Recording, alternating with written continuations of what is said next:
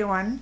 I was in East London this weekend teaching 2 classes, and it was a fantastic weekend. And as I was unpacking this afternoon, I realized that one of the techniques I showed them is it's one of my absolute favorites, and I'm sure they won't mind if I just shared a little bit of it with you guys. A lot of you will know this. A lot of you will think, oh my goodness, here she goes again. But for those of you who don't know this, and like the East London ladies who all got excited about this again, I do hope that you will take something from this, and that one of the 3 techniques I'm going to show you will excite you. First of all, we are going to just be dressing up a normal flower by adding some stamping to it. I'm using Galaxy Gold Brilliance ink.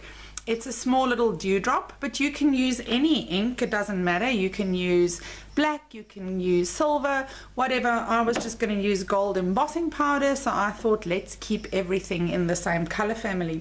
So what you need is a little plain flower, or a big plain flower, doesn't matter, and a stamp. I like a script stamp, and you're just going to ink up the stamp. Remember, we always take the ink to the stamp, and then you are really just going to stamp the little flower. And what you will have, you can hardly see that because it's tone on tone. Maybe I should have used black, but it doesn't really matter. You're just going to alter your flower a little bit. I'll repeat that with black just now. Okay, the next thing you can do is to take a dark flower like this, and you can ink up your stamp using your Versamark embossing pad. Now my stamp obviously isn't clean because I had the gold on there and there was black previously, you can see that. So when you use your Versamark pad, you want to make sure that your stamp is clean, otherwise the ink that was previously on there will get transferred to your Versamark pad, and you don't want that. It's not a problem if you're going to be embossing with a color like the gold.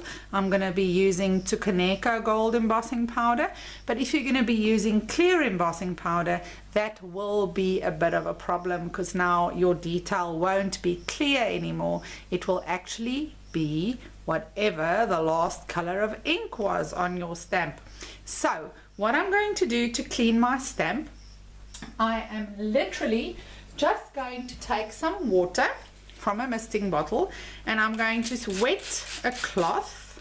Okay, you do get very fancy stamp cleaners, but most of us don't have access to that readily, and I am just going to wipe my stamp clean.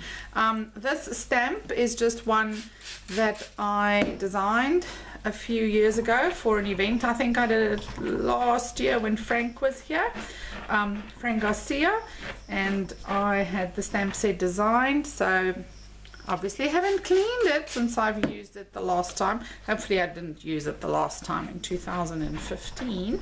That would be terrible. Okay, so I'm not going to clean it that well. You need to clean your stamps really well, otherwise you'll say that woman said you don't have to clean it. You do have to clean it. Okay, so what you're going to do now, you are going to ink up your stamp with your Versamark pad. You don't need to ink up the whole big stamp. I'm just doing that for effect because I'm used to it. And I am going to ink it. You can't overdo this because I want to make sure that I've got enough of my Versamark ink onto the stamp. Remember when I taught you guys, if you're going to be doing heat embossing, you need a piece of typing paper, but you're never going to stamp with your Versamark pad onto that specific piece, because if you throw the embossing powder over, it will actually get stuck to where you've had the ink on the paper, and then you can't put that powder back into your little jar because it will already be contaminated with the glue ink. So you are just going to stamp your little flower, and I'm going to press it in nicely. I hope I've got enough on there, and then I am going to put it onto my piece of typing paper, and I am going to sprinkle it. You can see I'm not being shy, I'm literally just sprinkling it with the gold powder, and you can see the powder is sitting on the flower. Okay, so I'm going to be doing all my heat embossing at the same time. I'm going to put the leftover powder back into the jar, And I'm just going to close it a little bit. And now I'm going to take my other flower, sorry, I almost used the stamped one, and I'm going to press the whole flower into my embossing pad. Now guys, once again, I am taking the flower, I'm pressing it into the pad. I told the girls this weekend, if I see them doing that, I'm going to take the toy away, okay? Because then you'll just get that sticky stuff all over and it's just nasty. Okay, and then I'm going to pour my powder over. And remember, I always tell you guys to leave it for 1, 2, 3, 4, 5 seconds, just so that the powder gets a chance to settle. You preferably want to work with a tweezer. I mean, you can use your fingers like I always do, but if you're worried about getting powder on your hands because it is powdery, yes, you can just use a tweezer. And of course, there goes my excess back into my little jar. I can't remember if I've mentioned that in a video, but embossing powder is just finely melted ground plastic. And what we're going to do is we are just going to be melting the plastic to create one unit again. That is really putting it very simply. I'm sure there are lots of people out there who will criticize me for not being too technical, but for me that's a very good explanation, and I like to keep things simple. Our lives are way too complicated. Okay, so next up I'm going to take my heat gun. I'm going to use my tweezer to hold this down because I don't really want the two flowers to overlap and melt into each other, but it's also not the end of the world if they do. Once again, I'm using a little foil bucky. I don't know where my plastic one is, and I just found this one lying around somewhere. So I'm going to hold my little flower. You can see how it becomes shiny. Golden rule of embossing: the moment it is shiny, it is ready. It takes about 10 seconds to cool. I hope I've spoken for 10 seconds now. And there you can see, there's my gold flower. So it looked like that, and now it is gold. And then remember the one we stamped on? You can just take your heat gun, hold it down, or not. And look at that.